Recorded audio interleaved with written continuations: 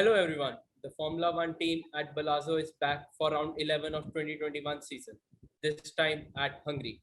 Before we start with today's podcast, I request all our viewers to like, subscribe, and share to this channel. And do follow our social media handles, whose links are provided in the description below for the latest sports update. Today we have got Kanav, who is a die-hard Red Bull fan. Rachit, a die-hard Sebastian Vettel fan, is joining all the way from US. And this time we have a special guest with us as well. All the way from Germany, we had Kevin with us today. He does interesting podcast on F1, so do check out the Insta handle Starting Grid F1. We have provided the link in the description box below. So, Kevin, why don't you tell our viewers a little bit more about yourself? Well, first of all, thank you for the invitation. I'm really happy that you reached out to us and reached out to me, and so we can talk about F1 here. Yeah, I'm Kevin. I'm 30 years old. I'm doing Starting Grid now at meinsportpodcast.de for 5 years. So we are 5 years and going strong. We are Germany's number one podcast about Formula One, I would say. So yeah, we are working hard. We are doing a lot of shows, a lot of podcasts, not only about the current stuff, but also about classic F1. So we have a vintage series where I interview some Formula One legends. I had Emerson Fittipaldi and Mario Andretti, former F1 world champions, in my podcast. So I'm always thinking about new stuff, and I hope to get some inspiration from you today. Great to have you here, Kevin. Thank you. So, before we start discussion about the Hungary Grand Prix, let's take a moment to reflect back on the round 10 of the 2021 season at Silverstone.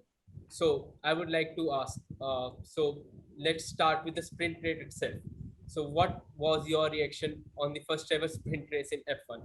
For some drivers like Alonso, the sprint race proved to be a winner, whereas for someone like Checo, not just a sprint race, the whole weekend was a nightmare. So was F1's sprint race experiment a success? So Kevin, why don't you start with this?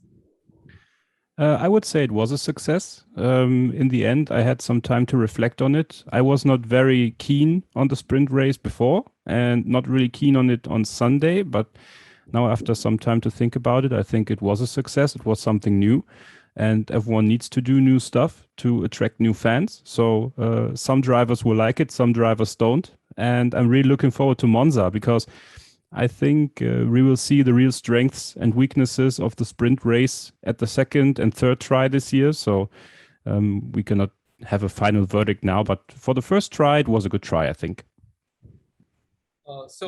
Even many drivers, including Vettel, said that the official post start for the sprint race winner is wrong. So, Rachit, as you are a Vettel fan, so do you agree with his statement and your reaction on the first ever sprint race as well? I think I am of the same view of what Kevin said. I think this is something that's I was not really looking forward to it, but again, you need to, if you want to attract more crowd or more fans towards the game, you need to make it more aggressive, or I would say make it more attractive. This would be like you have two races in a weekend. So I think this gives a good appealing feel to all the fans. So I think on that front, it was a success. But in terms of me being a Sebastian Vettel fan and what you earlier mentioned, I think I'm going to stand by him. And yeah, but like. No, so all in all, I think it was a success. It being a first try, I think I really like the points system that they have. It's not like an F2 sprint race wherein you have a lot of points to grab, right? So I think this makes it a little bit even in terms of playing field. So yeah. Kanav, what was your initial reaction of the F1 sprint race? I believe it was a nice experiment in terms of replay. Instead of a traditional qualifying, you're having a pure racing to decide the grid, and whosoever was participating in the sprint race, gaining positions in the top 10 of the grid. I think so. All was done on the merit. So, and also apart from the normal qualifying, where you see that the cars which are more fast, like Mercedes, always have an edge over the rest of the grid. Here, everybody had an equal opportunity to gain the pole position, or even I would say the top 5 position. So we saw that Verstappen, who was second in qualifying, but went on to gain the pole position in the sprint race. So I think so it makes interesting twist to the race, and as well as it helps us to get a exciting starting grid for the Sunday race. So I think so it's a nice start from the Formula One, and I'm hope to see more sprint races in the future. As you mentioned, Verstappen. So why don't we talk about the talking point of the Silverstone race, the crash between Hamilton versus Verstappen. So, Kanav, I would like to know your viewpoint on who was at fault, and was the penalty given to the Hamilton fair or not? What do you think of that? Um, well, it was highly unfortunate that Max crashed out of the race in the very first lap, and I believe that the Lewis didn't left much room for him uh, on the turn, and that led to the crash. And you can't blame either of the driver, as everybody. It's a very competitive sport. The two of them are top contenders for the championship, so you have that kind of rivalry, and I think so. This makes this now the scenario we have is that Verstappen is just 8 points ahead of Lewis, and Red Bull and Mercedes have a 4 points gap. So the race, I think so, almost at the mid-season, we have a very interesting scenario. But at the same time, I think so, from the Red Bull perspective, definitely not a race they wanted. And but for Mercedes, at the end, winning, gaining the podium, both the drivers getting podium finishes and some crucial points. But at the end of the day, I don't think so. It was not fair for the Verstappen. I would say like. So, Kevin, what's your viewpoint on who was at fault between in the crash, and was the penalty fair? Well, first of all, I think this was the most controversial discussion we had on our social media all throughout the week after the British Grand Prix. It was a plethora of reactions. Some say Hamilton was at fault, some say Verstappen was at fault. To me, it was a racing incident. Both wanted it.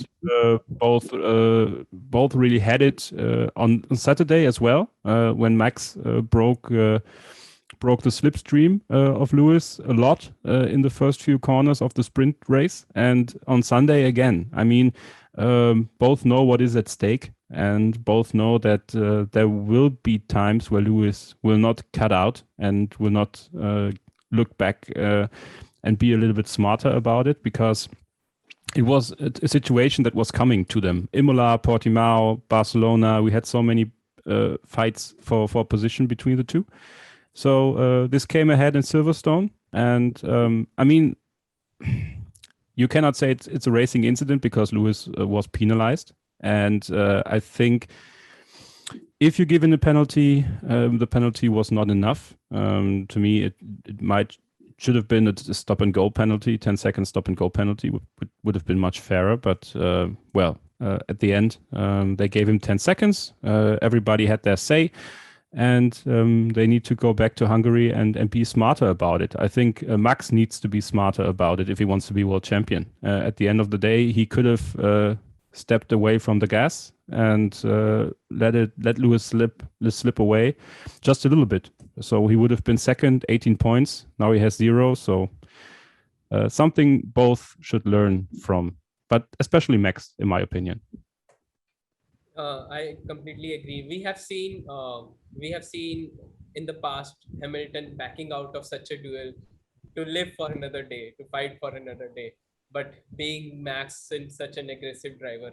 So Rachit, I would like to ask you: is the Silverstone crash a sign of things to come in this particular season in the future? I just want to comment on the crash. I want to comment on the crash first. I think the only person who was at fault was FIA. I think because I think more and more these kind of rulings that have been given out, especially this year. I think that just shows that they're being of a defensive mindset. And for a fan, I want to see a lot more of these scraps happen.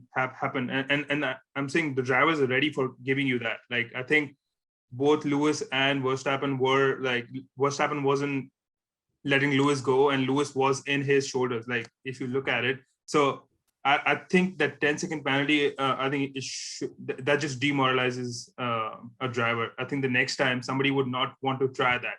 You know what I mean? So I think it was FIA at fault, and you should let the drivers be a little bit more aggressive and fight it out on the track rather than with them in the pits or something like that. And just so that's one thing on that. And in terms of seeing the future races, this is gonna go, dude. Like, this is for sure happening in all of the coming races, and this is I think was the fruition of all these past 10 rounds that we have seen them scrap, and this eventually came down to the wire in the last Grand Prix. So, and also I would say Hamilton would have been a little bit more cautious had it not been his home Grand Prix. I think this being his home Grand Prix, I think he went a little bit more on the aggressive side, and he wasn't giving it away. So yeah, it's definitely coming, I think, for the future races. So let's move on to Hungary then. And I associate Hungary with one of the earlier races this season.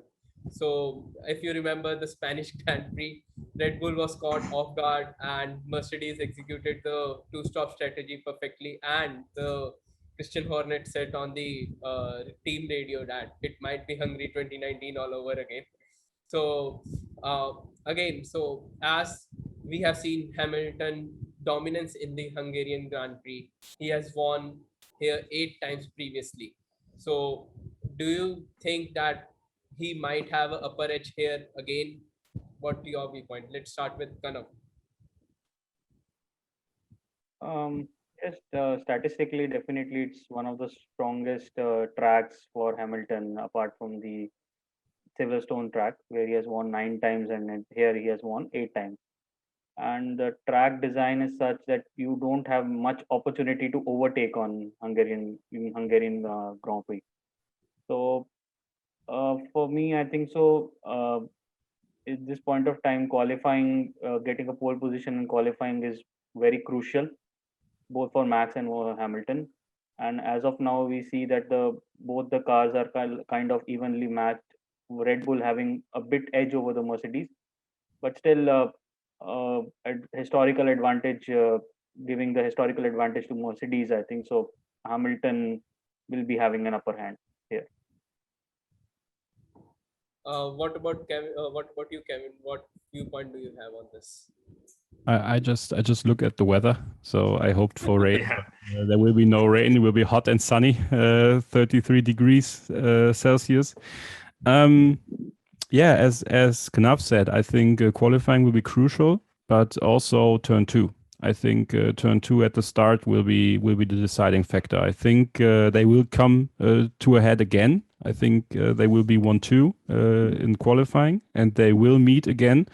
And if you remember Hungary 2014, when Daniel Ricciardo won, and in the last lap, Hamilton and Rosberg got in a scrap in turn 2, where Lewis just let Rosberg a little bit more to the outside. Same thing can happen this Sunday, I think. And if they get through it, I think the first lap will decide who will win. I would say that Verstappen might have the edge in Hungary this year. I'm very confident that he will be coming back stronger from Silverstone, and that they will learn from the mistakes they made. All of them made in Silverstone. So I think that Verstappen and Red Bull have the better package right now, and that he will bounce back. Okay, so let's move on to some other team then. McLaren. Let's start with McLaren. So Norris being third in the championship with only 9 points gap between him and the 5th ranked Perez, and with Bottas in the mix as well. So Rachit, I would like to ask you, how is he beating a Mercedes and a Red Bull in a McLaren, and has he proved to be on the same level as Hamilton and Verstappen? And the third question is, do you believe that he could keep his third place in the championship by the end, by the time season finishes? I think to me, he has been the driver of the season, I would say. I think he is the one who has improved the most. And including that, McLaren has been like, so at the start of the season, they said Ferrari is going to be their rival, right?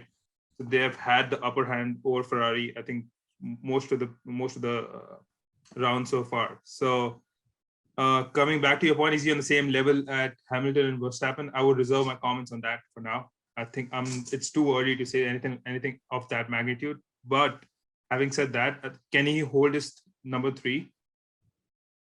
Of how so far how it's been, it's till the summer, I think it's been looking pretty good. I think he's done it quite comfortably. I don't see him going all out to stay at that number 3, right? So hopefully it turns out that way. I think he stays at number 3. I think it's a long time coming for him, and he's been just great with the car that he has got, especially this setup.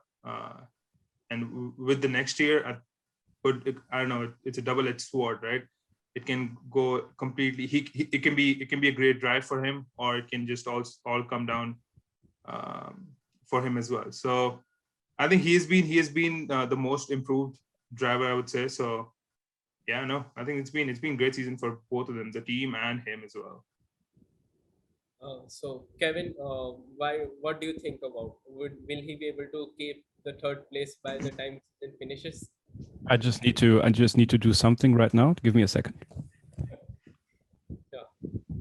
There you go. So this will answer your question. Let's no. move on. Let's move on. Next question, please. All kidding aside, I think McLaren is a really improved team, as Rachit said. They take their steps into the right direction. Daniel needs to get on with it, I think. This will also make Lando a little bit stronger, because Lando is now in the spotlight. I don't know if he can get third place at the end of the season, because there are Perez and Bottas. They have the better package, as I said. Yeah, I was just being optimistic.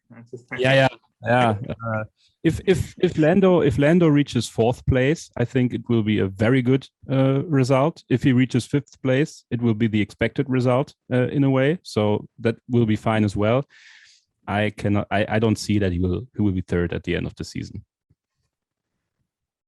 So moving on to the arch rivals of the McLaren this season, the Ferraris. So I would say you got to feel bad for Leclerc. He was leading the race until when Hamilton overtook him in the corner and just avoiding another collision similar to Verstappen. And even Leclerc had some problem with his power unit on the lap 15, I guess, when he slowed down a bit, but recovered well and drove well. So, but couldn't win the race. So, what are your thoughts about the Ferrari package and his 2021 season so far? So, Kanav, what you had to say on that? Well, I think so. The effort by Charles was, in one word, I would say it was courageous effort. After the crash, he led the race for like 50 laps or so, and he hold that Mercedes for a very long time. So a very courageous effort, I would say. Although we all know that Ferrari this year is not up to the mark, and as compared to the Mercedes, it is no match. So it was kind of inevitable that one or the other way Hamilton would have crossed him. So, but at the end of the day, he managed to hold him for a so long time. So I think so we need to appreciate that effort. At the same time, he's also getting the most out of that Ferrari, a podium, and no one expected that he would get a podium with that car in Silverstone. So I think so it's amazing effort on the part of Ferrari. Sainz also, I think so, was in the points finish, and both of them have been doing well. I think so more than what they was expected from Ferrari. They have been achieving, and I think so. If they have yet to Monza is yet to come. We have couple of street circuits. We have seen that Ferrari has been strong on the street circuit. So I think so there will be a couple of races when there will be better than the McLaren. So let's see how it pans out. But at the end of the day, I think it was a commendable effort by Charles, and we need to appreciate that. I think in Hungary they will be better than McLaren. I think Hungary will be a circuit that leans to the Ferrari. They have a really good driver lineup. Carlos Sainz and Charles Leclerc are really good drivers for the team, and they are so positively improving, I think. And the prospect of maybe having in 2022 a foursome at the top with Red Bull, Mercedes, McLaren, and Ferrari I get goosebumps thinking about it. So I want to see that, and I think the foundation they are building right now is really, really good. And both drivers really push themselves, but on a good level, on a really good level. And I think in Hungary they will achieve great things again. And I think they will be better than McLaren this weekend.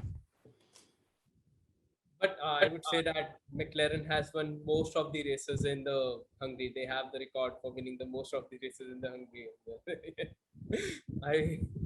Rachit, any points you want to add on the Ferrari's effort?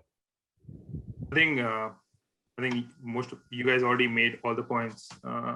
Again, it's not the season that they would have wished for going into the 2021 season. But again, great race last time. I think the only person that Leclerc can cuss at would be Bottas for giving away the position to Hamilton, and I think that was the right thing to do for the team. So no, but I think just keeping it in front for 50 laps just goes to show you that the car has the capability of doing it. It's just a matter of them getting. I think most of the season, how I can sum it up is that they're just getting stuck in the midfield. I think once they get a good start and they're just getting themselves away from that midfield, they have enough to take it all the way home. So it's just them scrapping it with for example, Alpine or your Vettels and Strolls. I think those are the people that they need to get away from and try to. So yeah, I think that's basically the only thing that they can wish for happens in the following Grand Prix. I would even put Gasly in the mix. I think that's one team that nobody talks about. We have hardly spoken about AlphaTauri for in any of our podcasts. I think that's one team that's just going under the radar because, but again, I think they have the capability of AlphaTauri has the capability of coming on top in terms of midfield. So. But it's funny, we talked about them in starting grid at the beginning of the season. We talked a lot about AlphaTauri and about Gasly and Tsunoda as well. And now the last few Grand Prix since Baku, they really fell off the ledge. We basically don't talk about them anymore because nothing happened. Yeah, it's become one of those back markers. But if you look at their recent performances, it's not just that they've been in the midfields. It's not like they're completely like a Haas or a no. Yeah, but still, I'm saying the kind of attention that they're getting is similar to that. It's just like nobody wants to talk about us. And but again, I think both of them being inexperienced, I think with more Grand Prix under the belt, it's gonna get better from here. So I would say it's the prediction time now. So I would like to hear about your podium predictions and one wild card, what you feel like might turn out to be above all. So Kevin, what do you have to say about that? Your podium finishes and one wild card entry. Okay, then my podium will be very conservative this time. Verstappen, Hamilton, Perez. And the wild card will be Lance Stroll. Okay, Aston Martin this time around. So, Rachit, what do you have to say about your podium finishes and a wild card entry? I think if anybody has eyes, their first two would be either Hamilton or Verstappen. I think the only key factor there is is the downforce. I think that comes into a lot. It comes into play a lot when you talk about the Hungarian Grand Prix. The team with better downforce, and if you look at Red Bull setup, is better than Mercedes, I would say, in that regards. So just keeping that in mind, I would keep Verstappen number 1, Hamilton number 2, and I would go for Bottas as my number 3. In terms of wildcard, I think I'm just gonna give it to the veteran. I'm gonna say Fernando Alonso. I think he's just been trying to break the ceiling for so long, and I just want to see at least one top 5 finish for him this year. I think that's gonna be a good, or if he has already had one, correct me if I'm wrong, but that's gonna be their goal for this year. I think just one top 5 finish. So, Kanav, what about you have to say on your top 3 podium finishes and a wildcard entry? The podium, I think so. The very obvious choice, like the Verstappen on top, Hamilton second, and third will be Bottas. And for me, the wild card, if I think we could bring Pierre Gasly in the picture, that could be the wildest thing that can happen in this Grand Prix. So that's my prediction. But is He has already won one podium. Yeah, he's already. It's not that wild. It's not that wild. No, I'm just saying, if you would have said Nikita Mazepin, that would have been really, really wild. He would have spent his way to the podium, man. Yeah.